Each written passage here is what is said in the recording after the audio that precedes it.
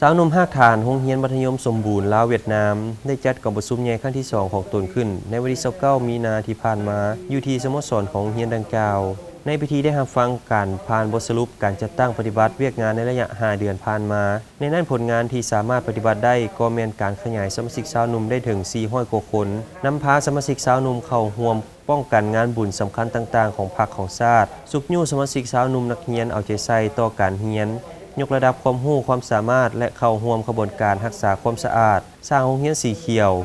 นอกจากนี้ได้เอาใจใส่ให้สมาชิกสาวหนุ่มครูอาจารย์สร้างแผนการสอนประจำศกเรียนค้นคว้าแต่งบทสอนเข้าร่วมฝึกอบรมและยกระดับด้านวิชาเฉพาะอยู่ภายในและต่างประเทศได้นำพาสมาชิกสาวหนุ่มนักเรียนเข้าร่วมกิจกรรมและทัศนศึกษาเพื่อสร้างขบวนการในวันสำคัญต่างๆพร้อมเดียวกันนั้นสมาชิกสาวหนุ่มครูอาจารย์ยังได้เอาใจใส่ญาติเวลาวางสร้างเศรษฐกิจครอบครัวเช่นปลูกฝังเลี้ยงสัตว์ตำหูกเฮ็ดนาเฮ็ดสวนสอนบำรุงเพิ่มและอื่นๆซึ่งเฮ็ดให้หลายครอบครัวสามารถหลุดพ้นออกจากความทุกข์ยากได้อันพ้นเด่นก็แม่นศกเรียนที่ผ่านมาสมาชิกสาวหนุ่มนักเรียนโรงเรียนมัธยมสมบูรณ์มิตรภาพลาวเวียดนามสามารถญาติได้1เหรียญคำประเภทกีฬาดอกปีกไก่จากการแข่งขันกีฬานักเรียนครั้งที่6ที่แขวงบริคำไซ